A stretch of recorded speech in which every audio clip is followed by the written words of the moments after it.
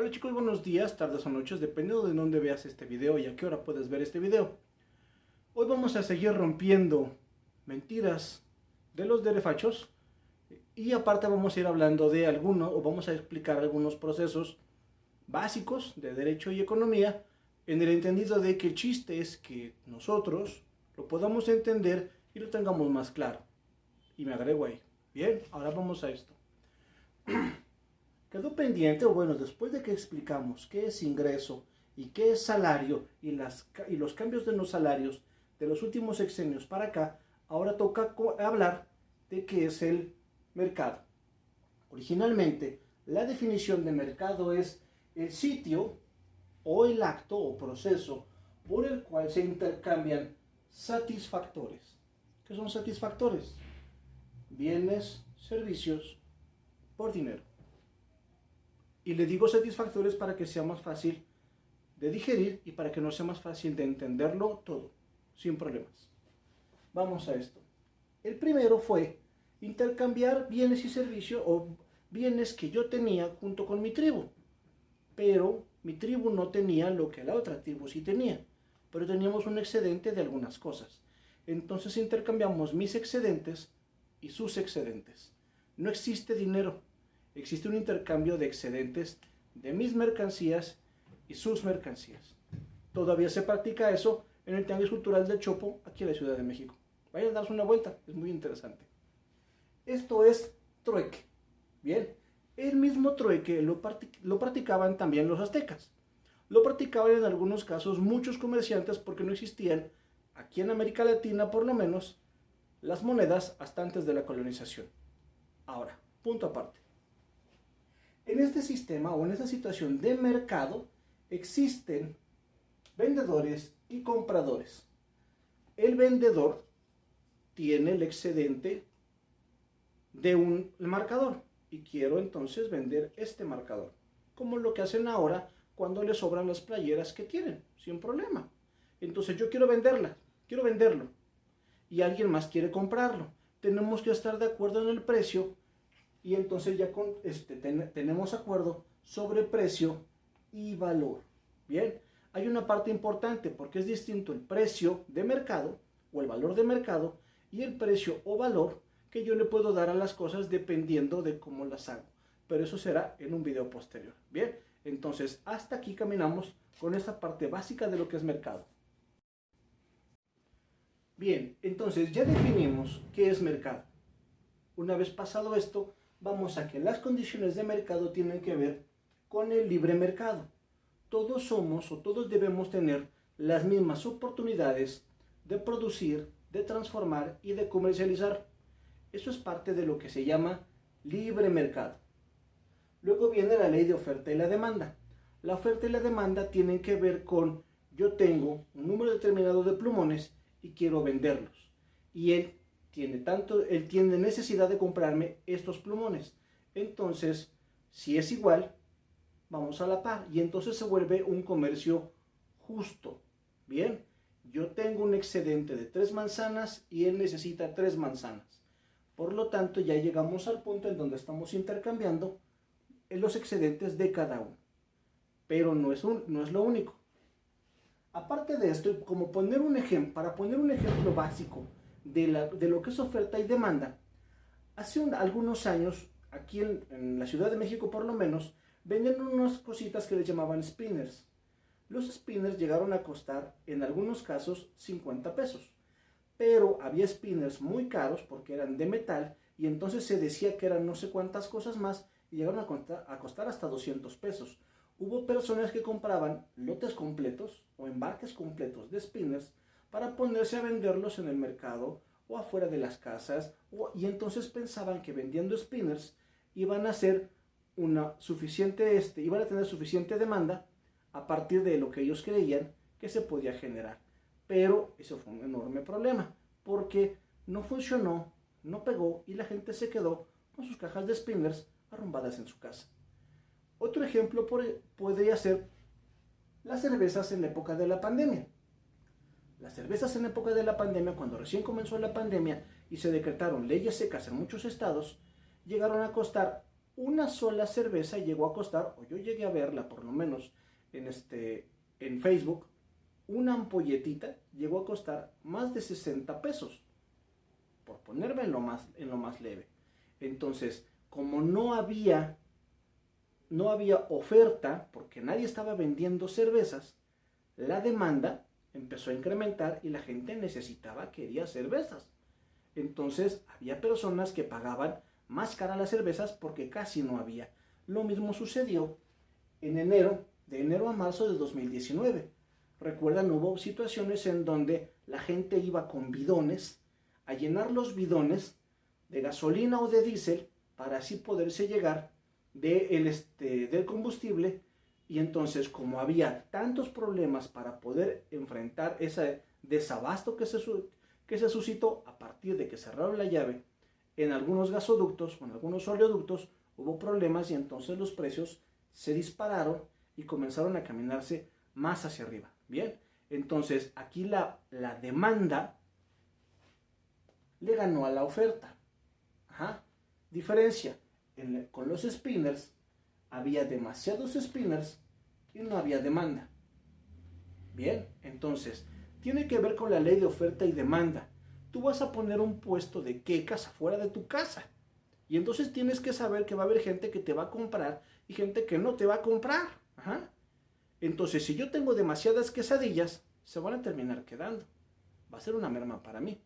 Pero si voy haciendo las quesadillas conforme me las vayan pidiendo, entonces voy cumpliendo, teniendo la oferta necesaria solamente para cubrir la demanda de las quecas que tengo que vender en ese momento. Ahora, volviendo, dentro de las prácticas de libre comercio, hay unas en donde ya no caminamos todos parejos. ¿Por qué? Existen, por ejemplo, el libre mercado se supone que debe tener condiciones iguales para todos. Pero las grandes empresas, por lo menos en este país, gozaban en algunos casos de exenciones de impuestos. Esto es, no pagar impuestos, porque eran empresas grandes y estaban apalabrados. Entonces, a los grandes los eximes de pagar algunos impuestos que los pequeños sí tienen que pagar. ¿En dónde está la igualdad en esa parte? Bien.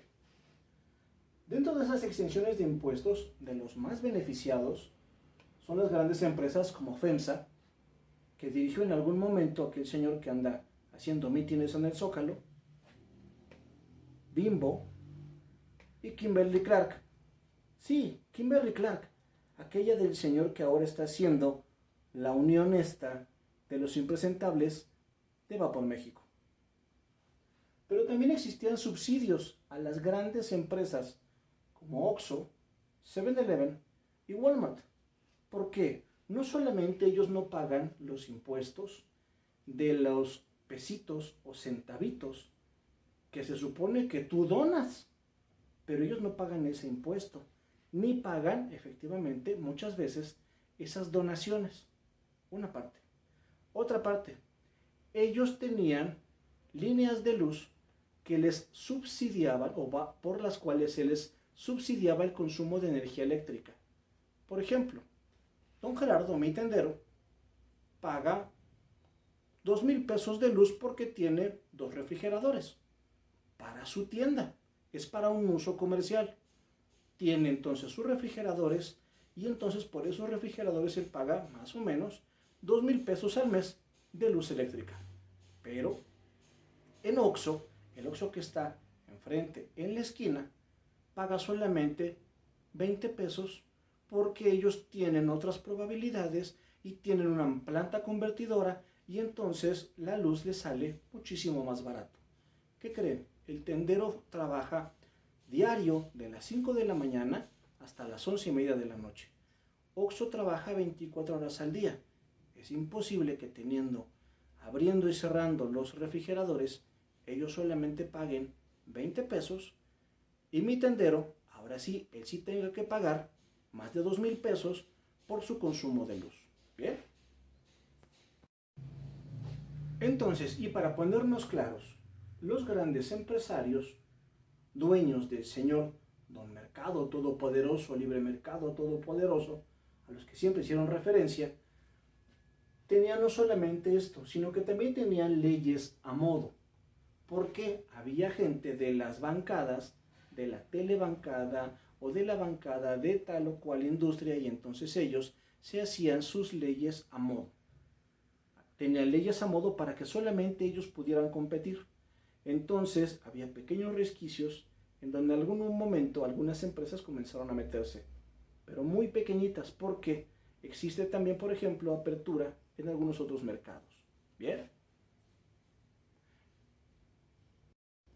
Ahora, en esta situación de libre mercado hay también otras circunstancias que tenemos que ver. No solamente son las exenciones de impuestos que desde el gobierno se le daban a las empresas grandes. No solamente son subsidios que el gobierno le daba a empresas grandes. Tiene que ver también las leyes que ellos se hacían de manera directa para tener todo a su manera, a su modo, pero eso es en cuanto a los beneficios que les daba el gobierno. Ahora hay otra parte, que pueden hacer solo los comerciantes para enfrentar, en este caso, al gobierno. Lo primero es un acaparamiento. ¿Cómo es esto? Un acaparamiento de mercancías. Y entonces lo que hago es que me dedico yo a comprar todo el arroz que hay en la colonia. Lo voy a hacer en el ejemplo en tamaño pequeño. Lo que yo hago es que compro entonces todo el arroz de la colonia, para que cuando la gente quiera comprar arroz, lo compre a precio en el que solamente yo lo vendo, si fuera el caso. Bien, esto es acaparamiento. Puede ser con arroz, con huevo y o con frijol. Hay muchos lugares o muchos tipos de mercancías que no son perecederos, como las semillas. Y entonces estas mercancías se pueden acaparar y guardar y sacarlas de momento a momento.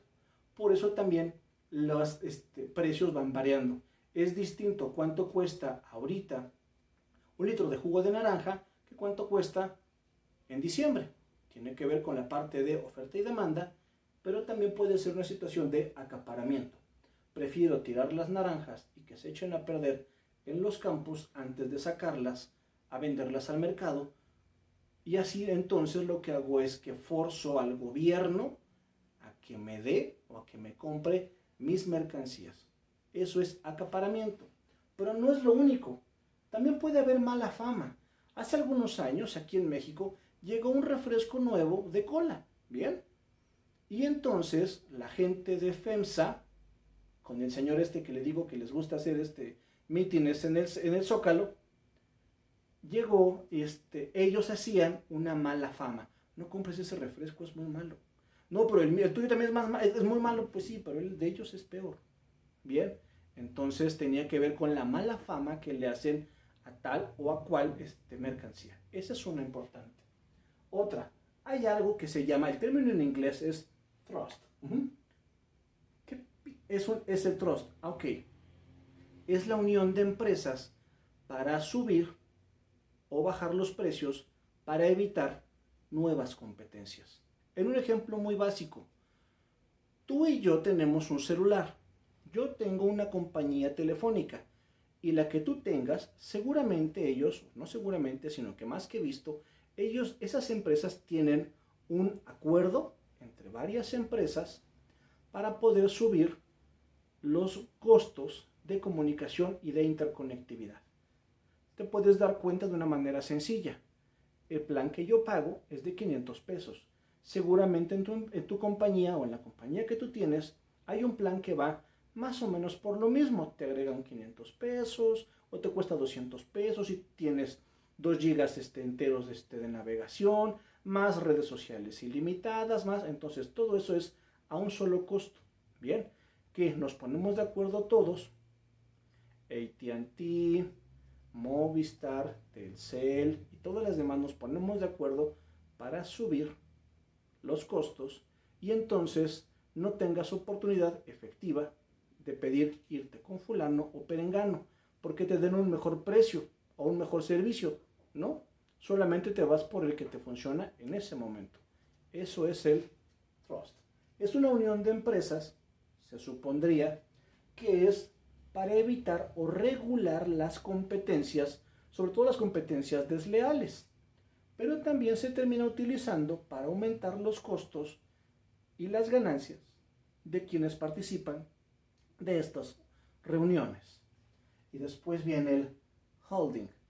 El holding es una dispersión. Entonces, por ejemplo, y me voy a ir al ejemplo que tengo más cerca, Banco Azteca tiene Banco Azteca, Electra, Azteca Móvil, Azteca Seguros. Entonces, si después el señor que no quiere pagar un rábano de impuestos dice, vamos a ponernos a vender pepitas, ¿ok? Entonces él se pone a vender pepitas. Y con el dinero que tiene de estas, impulsa la venta de los carros, ¿se acuerdan? Vendía los carros FAW. Y entonces él trajo los carros y trató de que con estos negocios se financiaran los carros de esta. El problema es que no funcionó este. Y entonces cuando llega el mes de mayo y reparten utilidades, ya no reparte utilidades porque fue una pérdida total. Pero estas empresas en verdad estuvieron financiando este otro negocio del mismo patrón. ¿Se dan cuenta? Es la misma mano, pero cada dedo representa un negocio. De manera más rápida, eso es un holding. ¿Bien?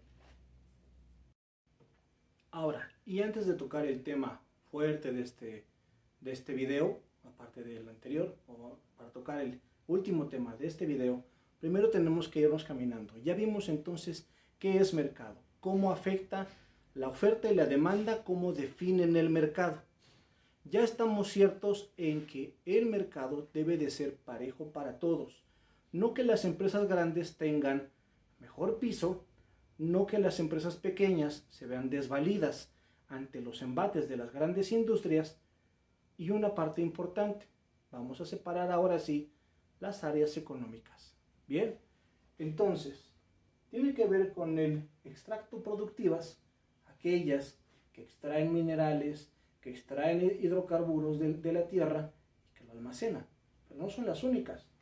Productivas agroalimentarias, todo aquello que tiene que ver con la producción de granos y de alimentos necesarios para esta nación.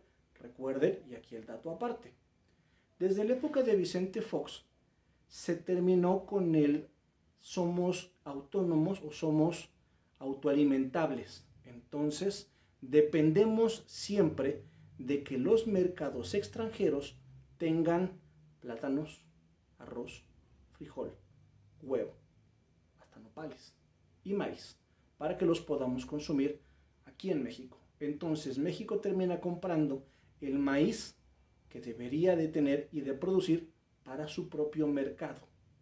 Bien, ahí viene la situación.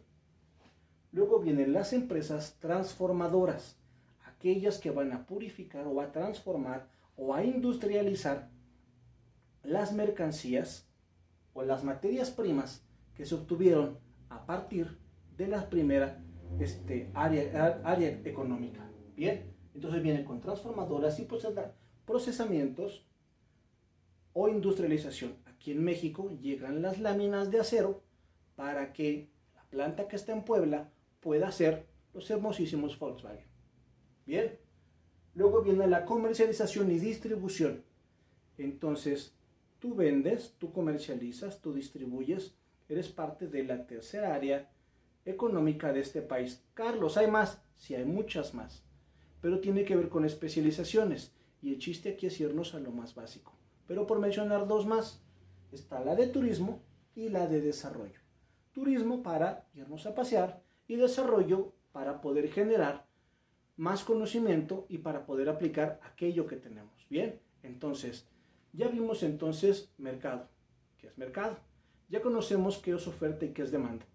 Ya vamos ubicando también las áreas económicas del país. Y vamos entonces a la conclusión de este video.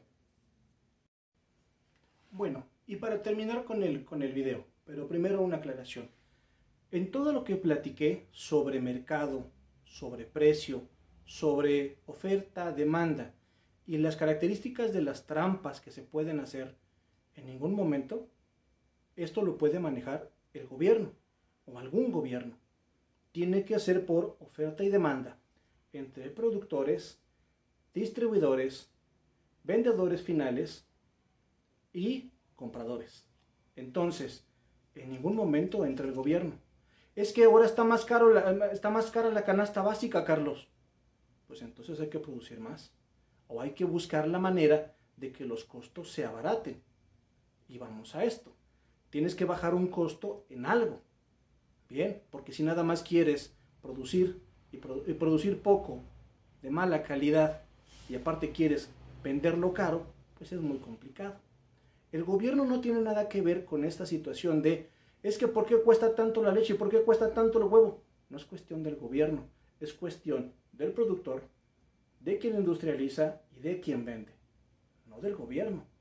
Bien, esa parte es muy importante, porque ahí vamos a recaer en esta parte final. Hace unos días, alguien que me quiere mucho y que nos quiere mucho, nos hizo un enorme y tremendo regalo. Hace unos días de eso. Y entonces, el Cotton Head nos compró a todos una refinería en Deer Park, Estados Unidos. ¿A qué voy con esto? El barril, al día de hoy, cuesta $62.25 el barril de crudo. Son 1,000 litros de crudo. Bien, en promedio, ahorita, en la Ciudad de México, la magna cuesta 20 pesos con 89 centavos. Repito, en promedio, en la Ciudad de México. Carlos, en mi barrio cuesta 21. Güey, dije promedio. Ajá. Carlos, es que en mi barrio no cuesta 21.99, el diésel cuesta más caro. Dije promedio. Y dije Ciudad de México. Bien, porque es donde yo me muevo. Vamos a esto. Atendiendo a esto de oferta y demanda, en México tenemos que importar mucha de la gasolina que usamos. ¿Qué tendríamos que hacer para no importar tanta gasolina? Pues producirla nosotros. Y entonces, el Preciso nos compra una refinería en un estado de Estados Unidos. Bien, y no solamente en uno, sino en uno de los más grandes productores de petróleo. Entonces, ahí se va a reproducir o se va a refinar petróleo con este costo para que nos puedan hacer llegar mejores gasolinas. Y recuerden, porque hay quienes están diciendo y llenándose la boca, es que ¿por qué no tenemos energías verdes? Exacto, ¿por qué no tenemos energías verdes? Porque no tenemos infraestructura para tenerlas. Y se tiene que trabajar en ello. Bien, y les recuerdo, entre diciembre de 2020 y febrero de 2021, hubo un problema porque Estados Unidos quiere caminar todo a energías verdes. Y el problema es que no pensó que le iban a caer heladas. Y entonces tuvo pérdidas de cabezas de ganado, tuvo pérdidas de energía eléctrica, tanto que terminó comprándola a nosotros. A esa CFE que según el señor de los mítines en el Zócalo, dirige un ingeniero agrónomo que no tendría nada que hacer ahí. Ese señor terminó vendiéndole energía eléctrica a los Estados Unidos, que se supone prevén todo esto. Bien, entonces, ¿qué va a pasar con esto?